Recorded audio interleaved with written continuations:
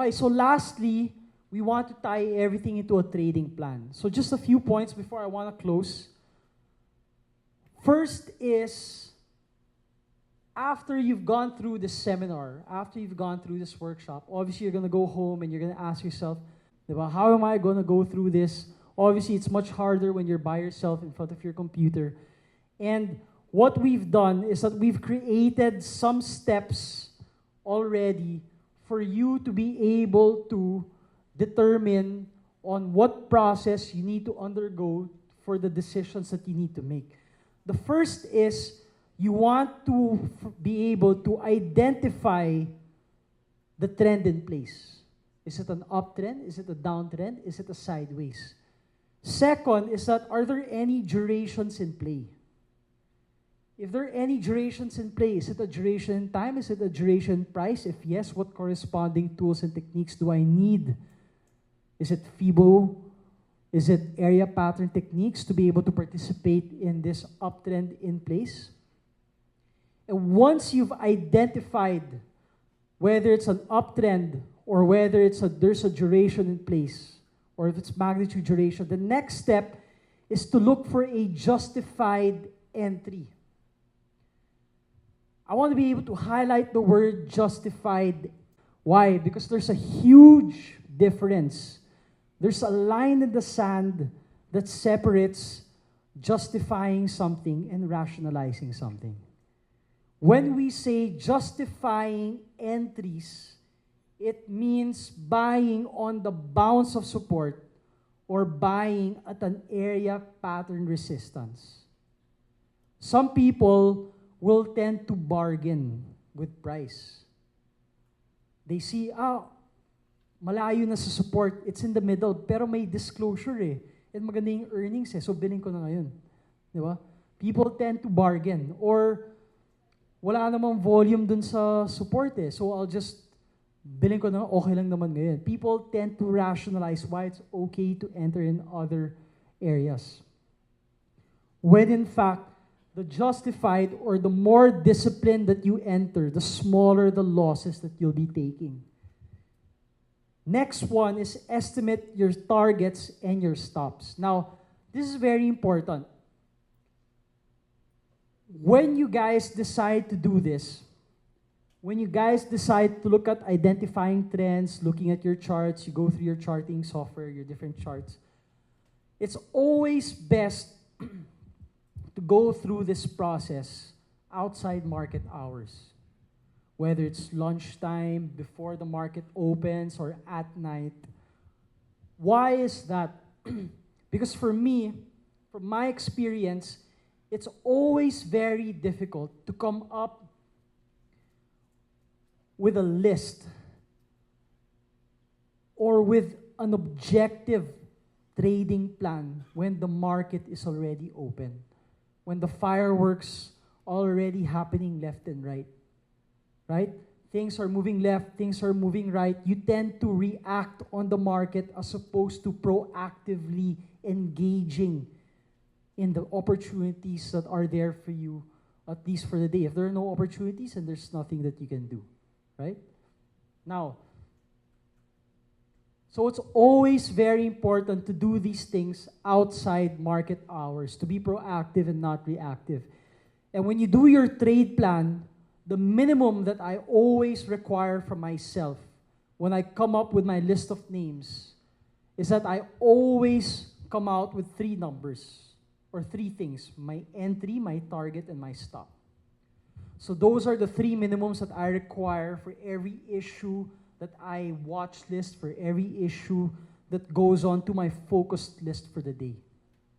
Guess what? If an issue, 90% of the issues that don't even go into my watch list or the focus list, I don't even participate in. So I don't even participate in if these things start to move. Right? Now, so you want to be able to come up with your trading plan, your entry, your target, your stops. You want to be able to premeditate your stops. Why? Because the last thing you want to do is when your stops are hit, people again tend to bargain.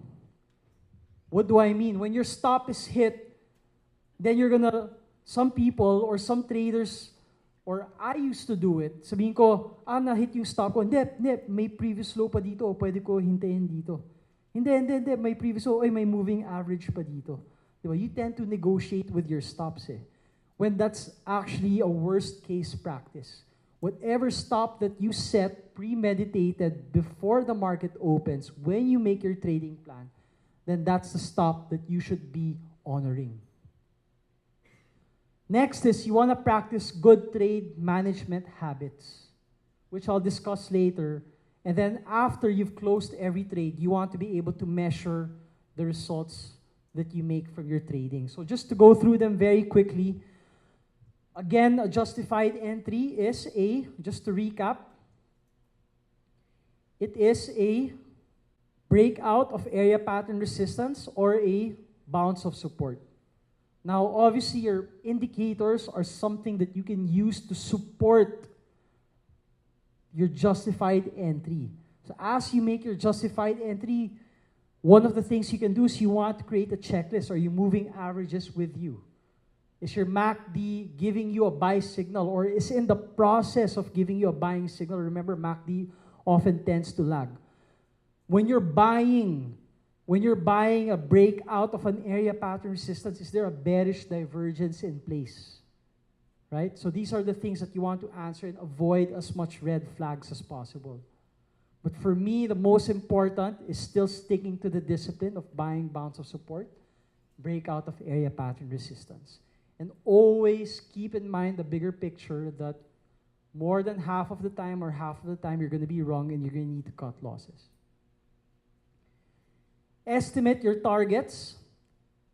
So we can use, you can use your resistance line as your first basis for your targets, for maybe mentally preparing yourself to sell some of those positions.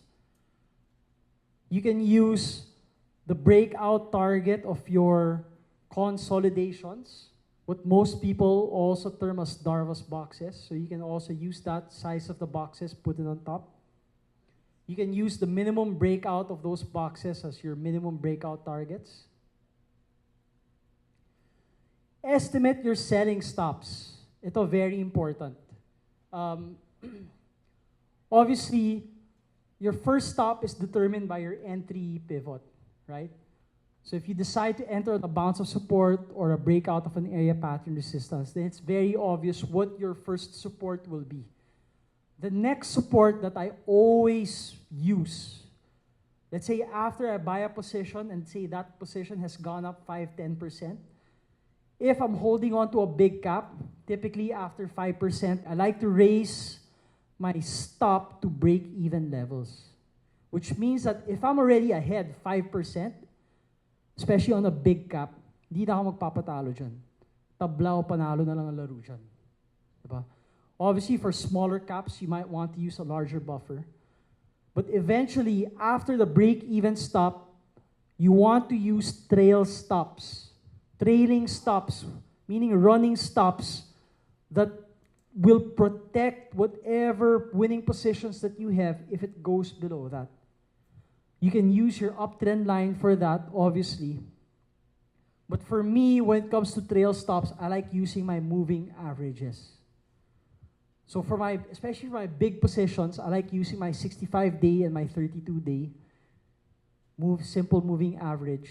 And then for my small cap runners, I would typically like to use my 32-day SMA and my 16-day SMA. Establish your stops before you even enter a position is of utmost importance. And step 2 is honoring those stops when those stops are hit. And when I say honoring, swiftly executing and not bargaining, not rationalizing why you should move your stop when it's happening. So this is a trail stop. So I recommended your uptrend line a while ago, but I would also recommend using your moving averages. Okay. Second to the last step is practicing good money management habits. First money management habit that you want to do is to be diversified but not too over-diversified. What do I mean by that? One of the most used financial advice is not putting all of your eggs in one basket. I mean, there's no shortage of that advice in today's financial environment.